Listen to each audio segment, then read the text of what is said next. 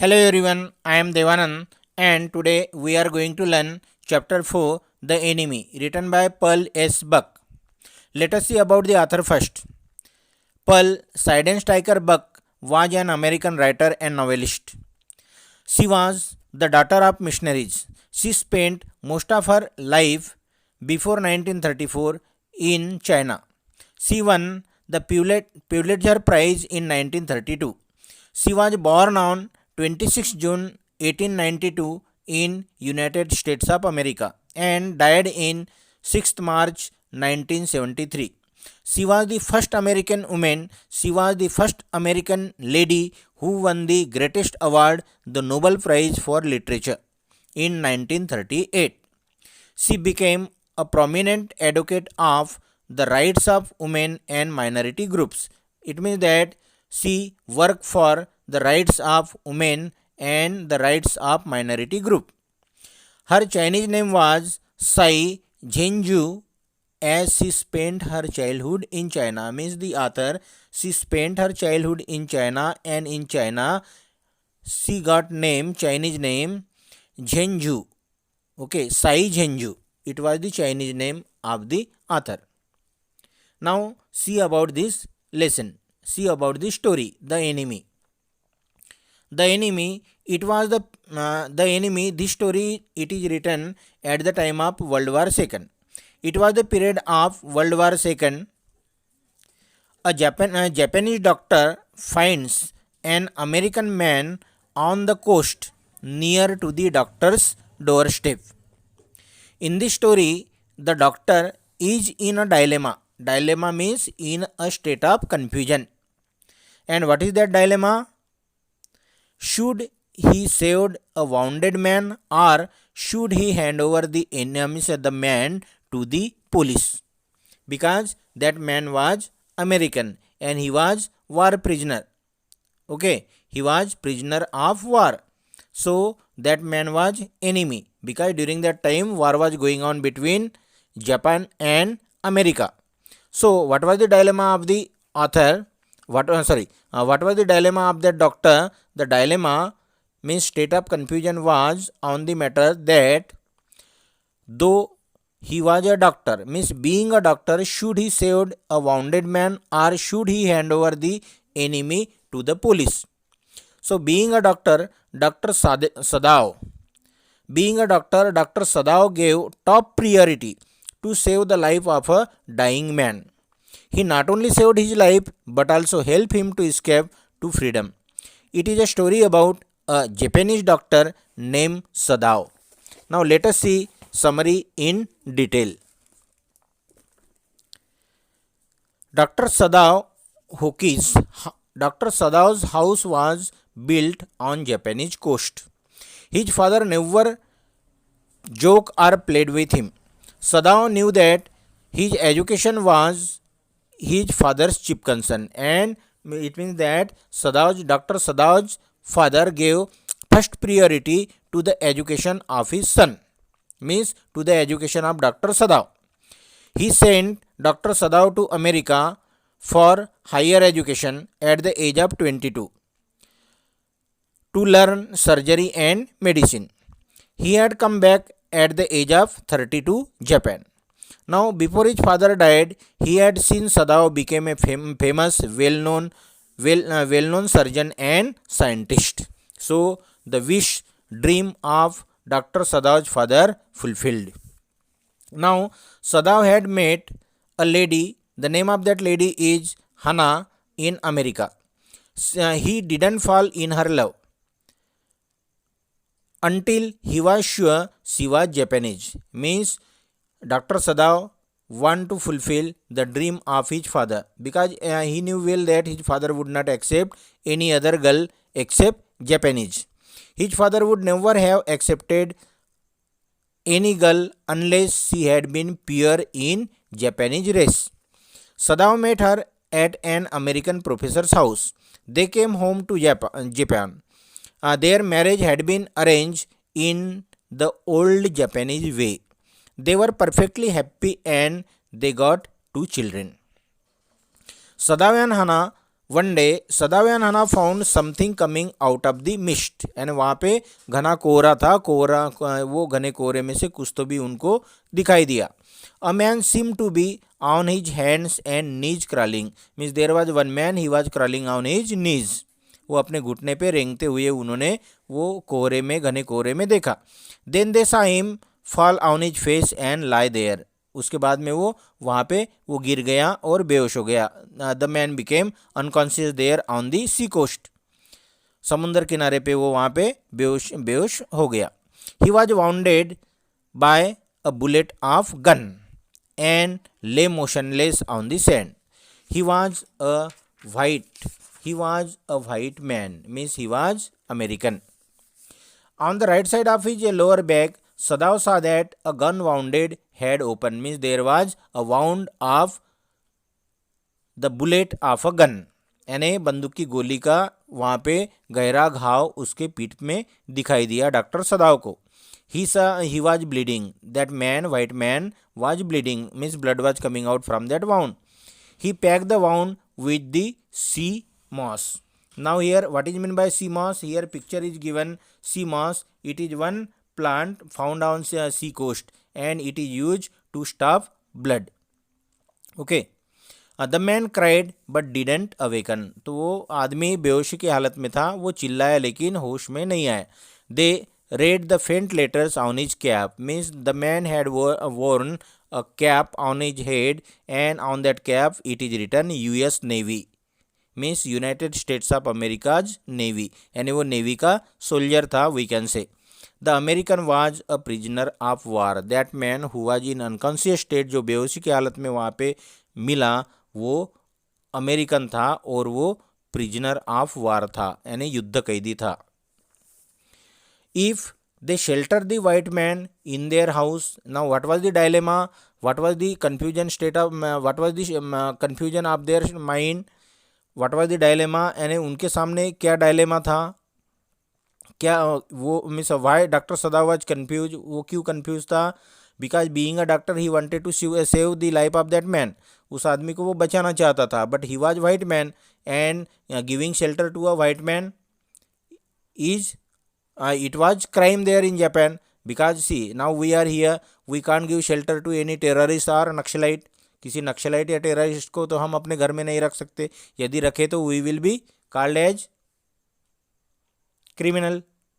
Okay, case will be registered against us. So if they shelter the white man in their house they would be arrested, तो उनको arrest किया गया रहता है यदि वो उसको अपने घर में रखते. But if they turn him over to the over as a prisoner he would certainly die, और यदि वो वैसे ही छोड़ देते तो वो आदमी मर जाएगा. So what to do, it was the question in the mind of doctor Sadao. The couple was in a fix, means both Sadao and his wife Hana both were confuse. All Americans were their enemies. If he were healthy they could turn him over to the police. यदि वो अच्छा strong रहता तो वो जरूर police को hand over करते. But he was wounded, लेकिन वो जख्मी था. He would die unless he was operated on. यदि उसका ऑपरेशन नहीं किया जाता तो ही वुड डाई, वो मर जाएगा. At any rate something was to be done with him. The two servants were frighten at what their masters had just told them. So उनके यहाँ दो सर्वेंट थे, वो दो सर्वेंट को इन्होंने बताया, but servant also didn't follow the advice because the servant didn't want to help that white man, that American man. They thought that their master should not heal the wound of that white man. वो भी चाहते थे कि doctor Sadao ने उस white man की help नहीं करना चाहिए, उसकी मरम पट्टी वगैरह नहीं करनी चाहिए, ऑपरेशन नहीं करना चाहिए. Even Yumi refuse to wash a white man. वो वाइट मैन का जो वाउंड था उसको वॉश करने के लिए यूमी ने मना किया.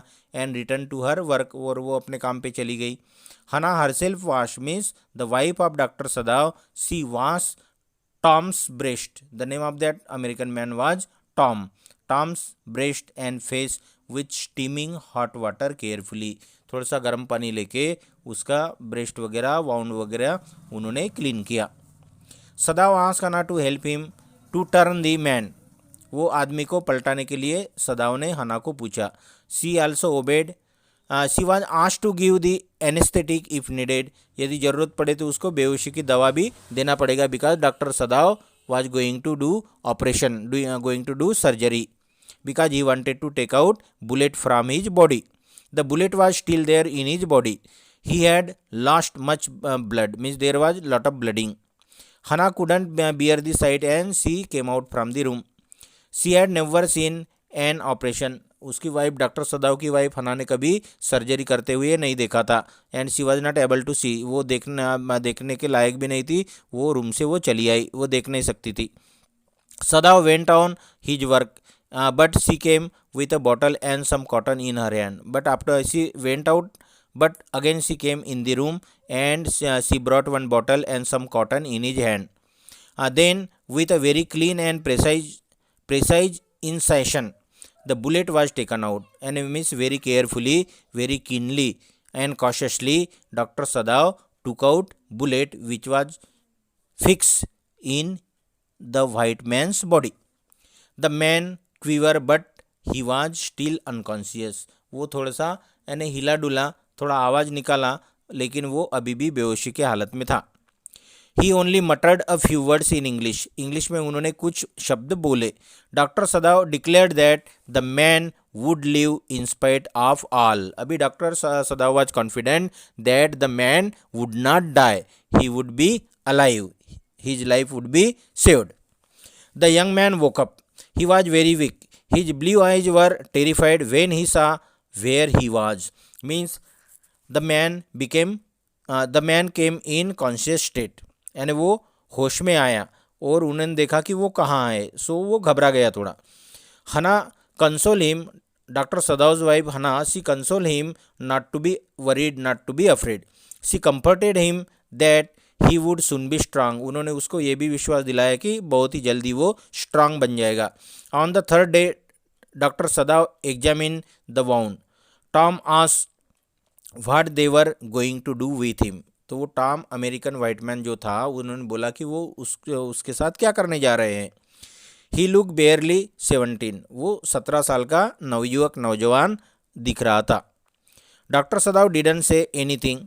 Tom was a prisoner of war. He should have been handed over to police. Actually वो प्रिजनर ऑफ वार था और डॉक्टर सदाव ने उनको पुलिस को हैंड ओवर कर देना चाहिए था, बीइंग अ पेट्रियोटिक जापानीज.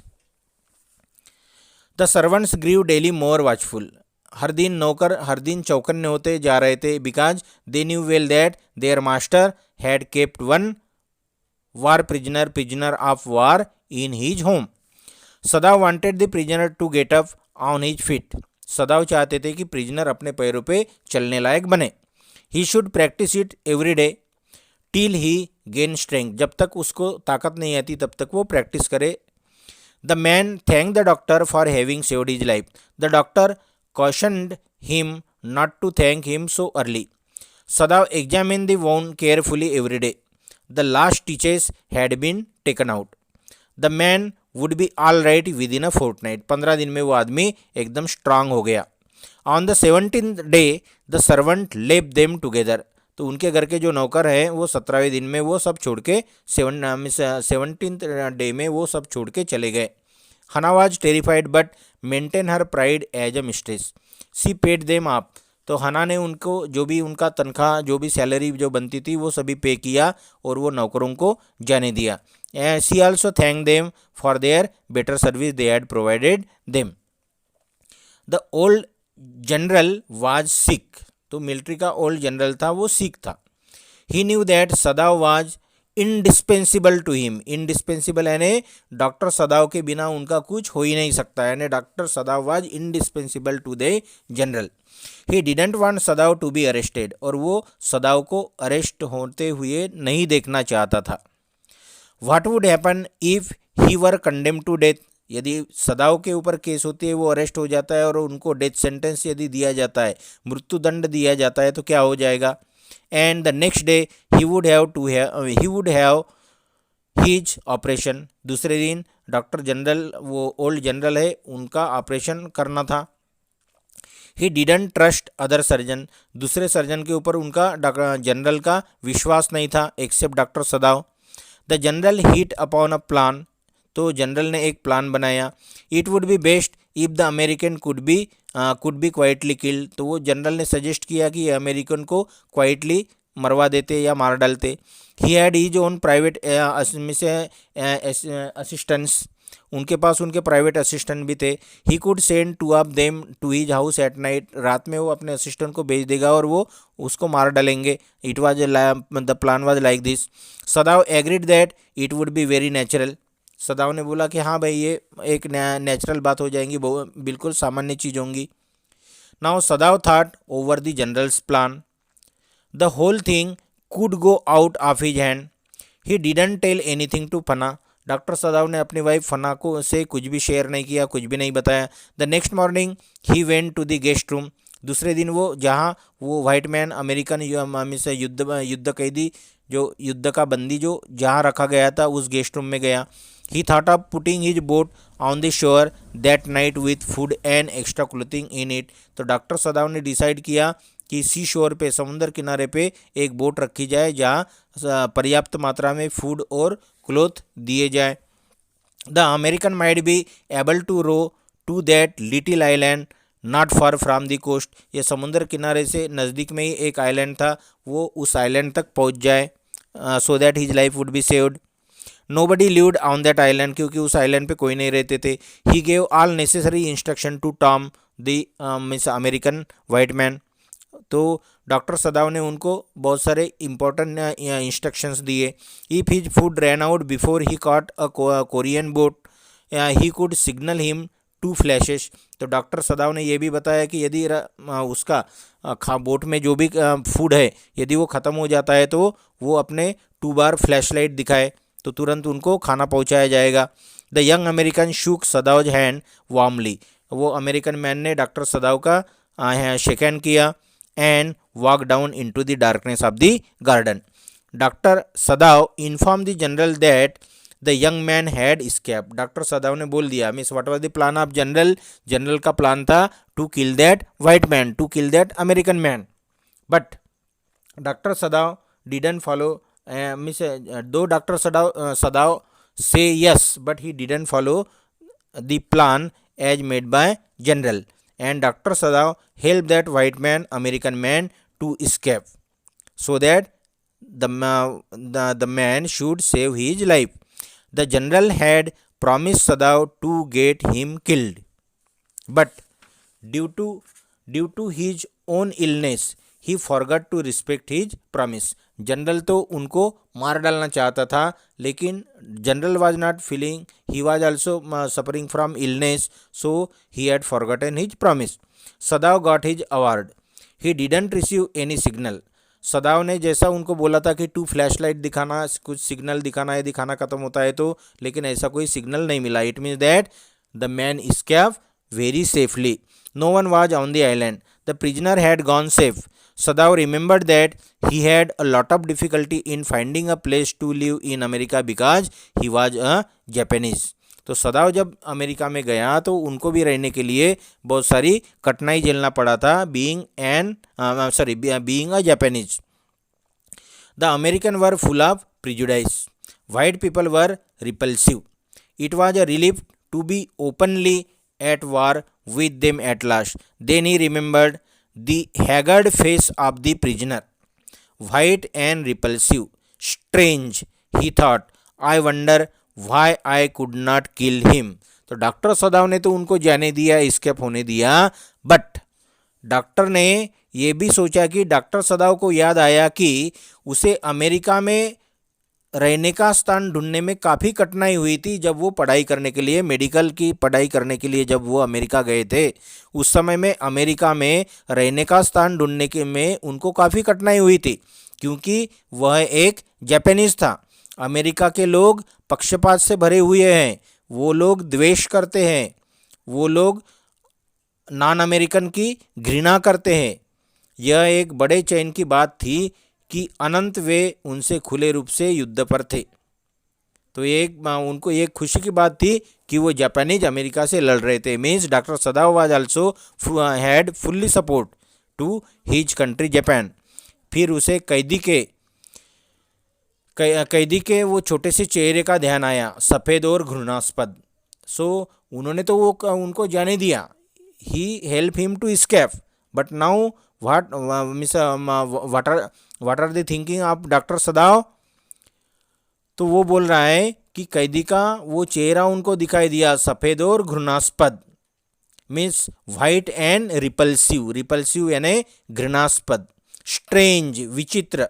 उसने कहा मुझे हैरानी है कि मैं उसे मार क्यों नहीं सका, means he thought I wonder why I could not kill him. Okay, so this is the end of this story. Thank you students.